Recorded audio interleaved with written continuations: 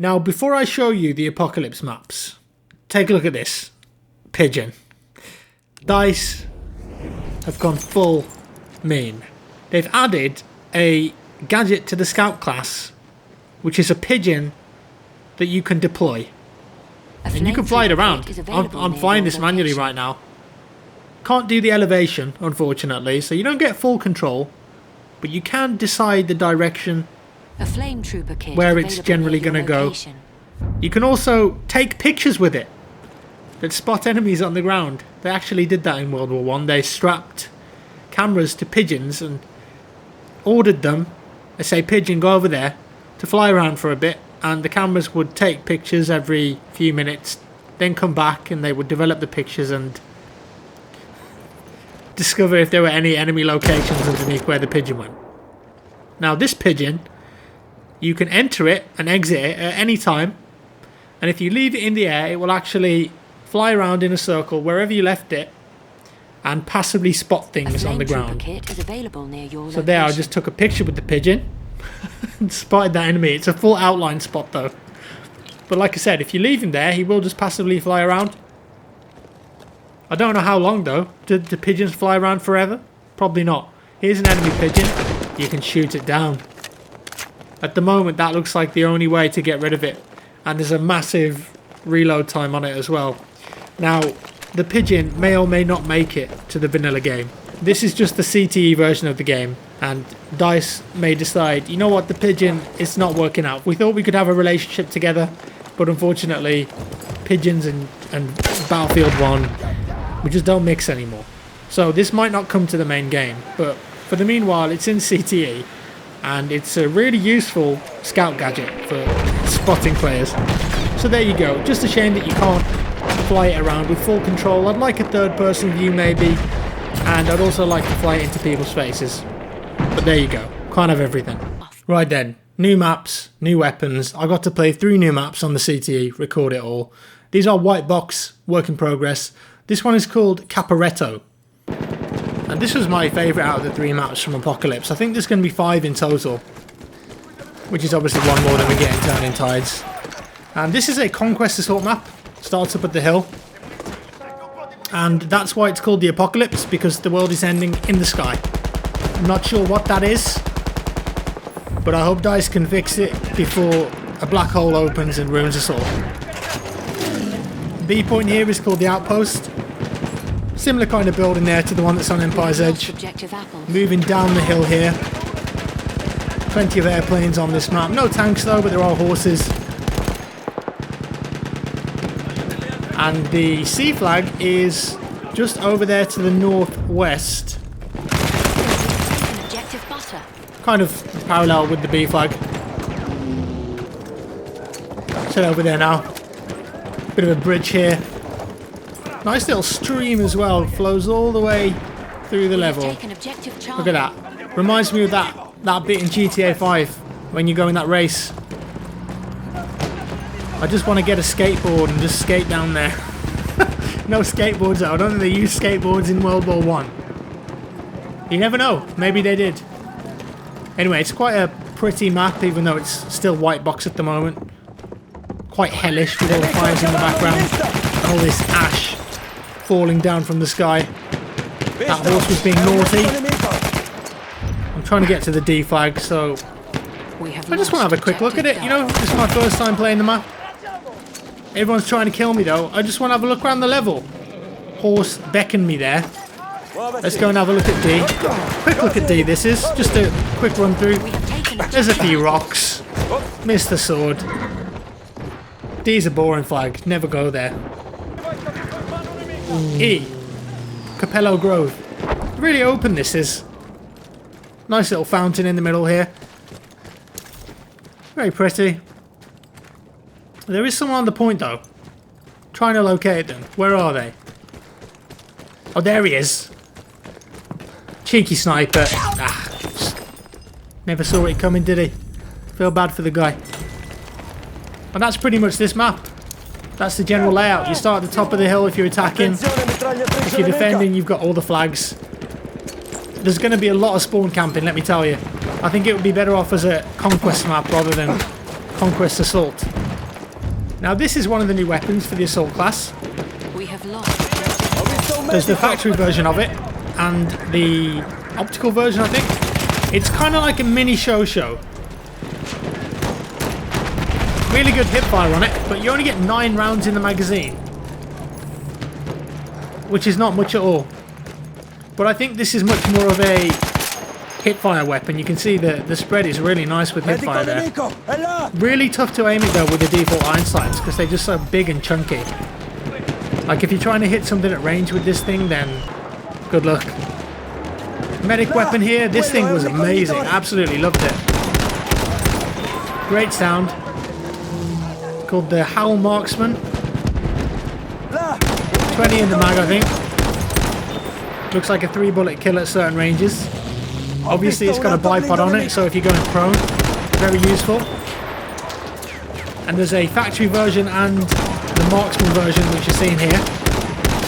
But you've got to really slow down your rate of fire with this, because if you spam it, the recoil is insane. It's got a load of vertical recoil. It felt like it anyway. I don't have stats for any of these, I'm just going off by the way that they felt. But with this, you certainly got to slow the rate of fire down. But as you can see here, just doing work with it. It was a monster. Really cool gun this, and it looks interesting as well. Very unique design. Plane crashed. And a big bomber. Oh yeah, this level's got the big bombers on it too. The ones that were in the Russian DLC. It seems like it's got really fast bullet velocity as well. This is the factory version of it. What is that iron sight? It's like off to the left hand side. I don't even know, but I found like it didn't really bother me that much. Like I was still getting kills with it. Bit too thick though again, so long range, kind of hard to hit people. You'd want to be taking the marksman, I think, on this map. Woo. Dirty headshot there. Now this boy, LMG 0818, is not messing about. This is one of the new support weapons, low weight version here, and it was just ripping people. There's a suppressive version too. It overheats pretty quickly. I think it was about 35 bullets it was overheating, but it just felt like an absolute monster of it. Like it felt like an assault rifle, honestly. That's how I would describe it. It was almost like a BF4 assault rifle. Incredibly cool reload as well. Love the way that he unscrews it and holds the handle there.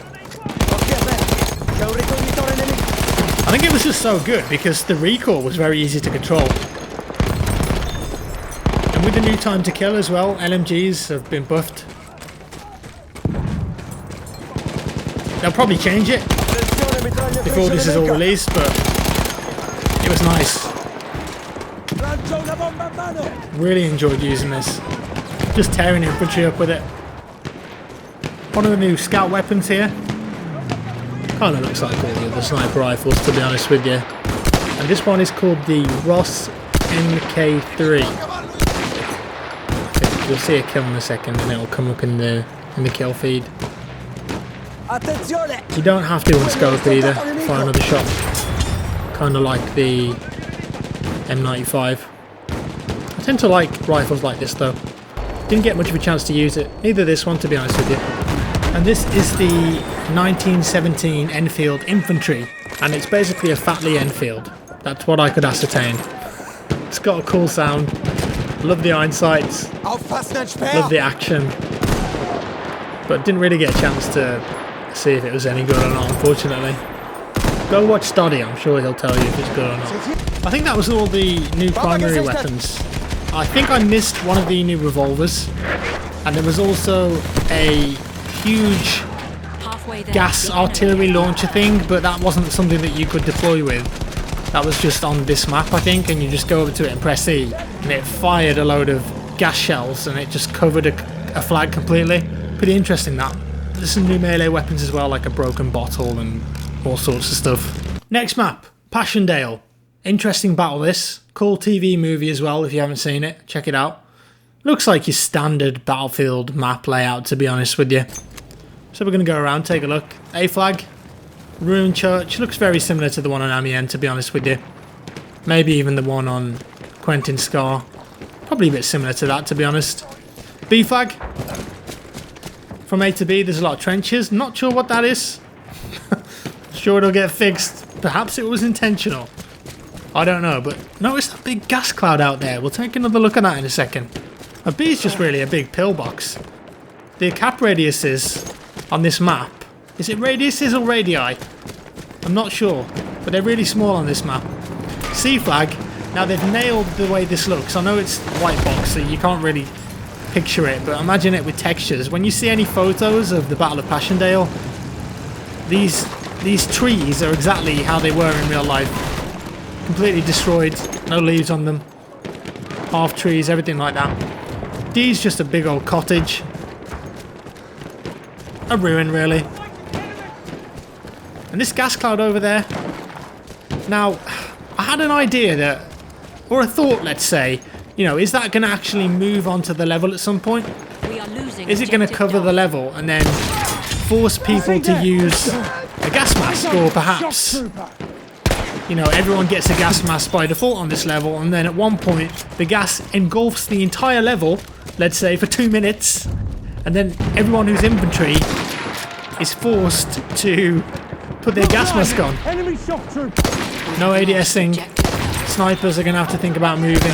I just thought it would be an interesting concept and something new really for BF1. Not as bad as a sandstorm, I suppose, but because you can see through the gas a bit better. I just thought it would be interesting because this map, you know, it's kind of hard to get a feel for how they play sometimes in these CTE capture events because it's never a full server. It is what it is. I thought it would be neat, you know, 64 players all having to wear their gas masks and fight each other just for a couple minutes like that.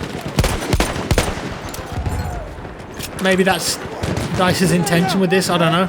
Perhaps it's just there in the background for a cinematic look and feel, I'm not sure.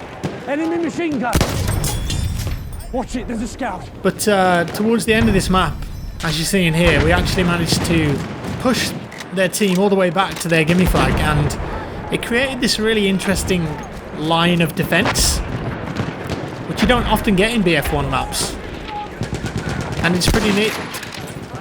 Where you've got like a row of enemies versus another row of enemies. I was using this Carcano. I still haven't unlocked this in the base game, and I absolutely love using this thing. It's such a good rifle. You can be very accurate with it. The iron sight is super thin, so you can just line up those shots, get the headshots from long range when you actually hit them. Come on, Jack, you can do better than that. There we go. So yeah, that's a quick look at Passchendaele.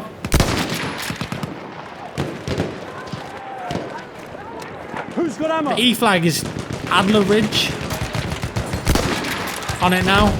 That's an enemy scout. Just a big ruin, really. I mean, there is a bit of verticality on this map, you know, some topography you can use as cover.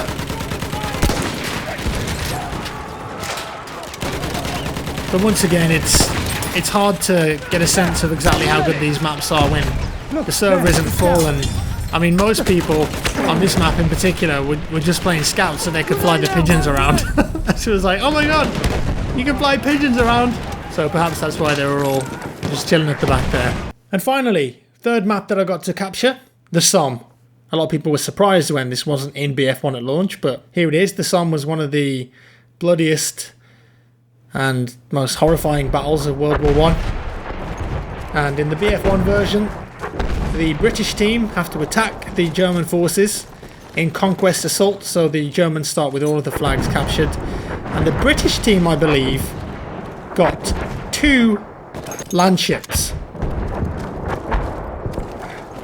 And they're quite powerful, especially considering that on this level, especially towards their A, B and C flags, there isn't really that much cover. And what we found was that the tanks would quickly just roll around the map without taking too much damage, and the British team would just capture all the points. But we only played like 3 rounds on it. All subject to change, all this stuff. You've seen the ED and C flags there. B is literally just a windmill. Ein Wachposten feindlich. We have taken objective apples. big river here that you have to get across when you're attacking. You could always try and go all the way around, I suppose.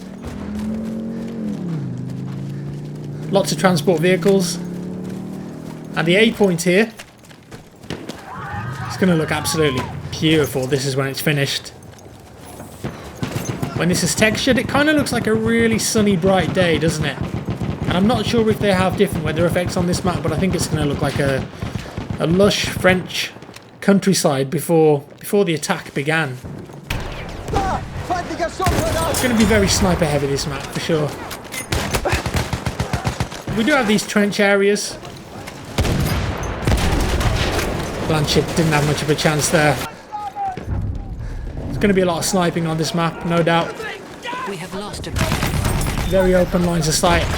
We have lost objective. Lots of places to head glitch, cover to dip behind. There's a little outside trench there that you could use as cover. Maybe try and surprise one of the tanks. But it did feel like the attacking team had a massive advantage on this map. And no planes, I'm not sure if I mentioned that already. Just the tanks, the transport vehicles and the infantry. I think out of all 3 maps that I played, this was my least favourite. Just a bit too open for me personally. And that could be that DICE are literally just adding stuff to the map at the moment. It might be that they're going to put more cover in. But they've certainly got the general layout here. And just as the same on Passchendaele, the radius for the flags, very small. Very small on this map. And I wonder why that's been done. I don't know what was going on here. This guy was either lagged out or this was a bug, but I couldn't shoot him with bullets and I just had to melee kill the guy. Well, there you go. Perhaps he was lagged out, but I fancy an AT grenade onto that cannon. Get him off it. And he's dead. Look at that. So there we have it. That's a cheeky look at 3 of the, I believe, 5 maps coming in the Apocalypse DLC for BF1. It's the last current planned DLC for the game.